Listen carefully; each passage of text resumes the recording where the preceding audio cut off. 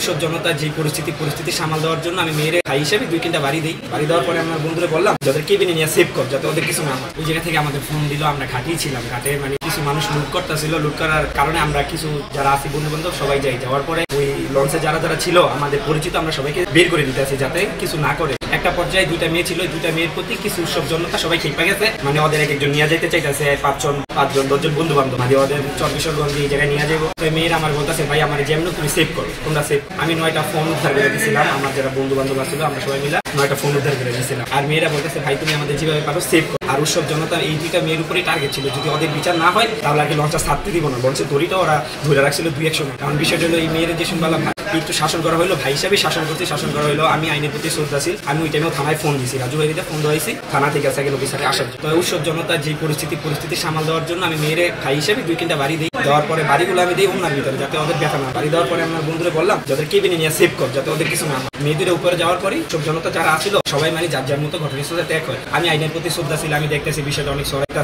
আমাদের মুন্সিগঞ্জ অফিসারদের, আমাদের ভাই ব্রাদার সবাই নামে এক একটা সহায়তা আছে। বিষয়টা হলো মুন্সিগঞ্জে যারা আমাকে চিনে আমি জানি যে বিগত দিনে আমি মুন্সিগঞ্জের ট্রাফিক বন্যা সবকিছুতেই সবাই সাহায্য করছি। আর মুক্তারপুরের ঘটনা, থাইয়া হাসপাতালের ঘটনা, আমি সবকিছুতেই চাইছি যে মুন্সিগঞ্জ সুন্দরভাবে থাকুক, আমরা আমার বন্ধু বান্ধব। কিন্তু বিষয়টা আমি চাই না যে আমি আইনের প্রতি শ্রদ্ধাশীল, আমি নিজে স্কুল অফিসে গেছি, আমাদের বন্ধুদের বলছি আমি থাকি, যদি আমার কোনো মামলা হয় কিছু হয় আমি আমার মতো আইন যে ব্যবস্থা নিব, আমি আইনের প্রতি শ্রদ্ধাশীল। আমি ওদের বলছি যে কোনো কিছু করার দরকার নেই, আমি ওদের উপকারের জন্যই আমি কাজটা করছি। আমি এই বিষয়ে অনুতপ্ত, কারণ আমি তো চাইছিলাম যাতে ওদের সেফলি হয়, কিন্তু আমি বিষয়ে অনুতপ্ত। আমি আমার বোন হিসাবে, ছোট বোন হিসাবে ওদের শাসন করছি। আমার যদি মোটিভ থাকতো আমি ওদের উপরে মারবো, কিছু একটা করবো, আমি এই জায়গায় না করি।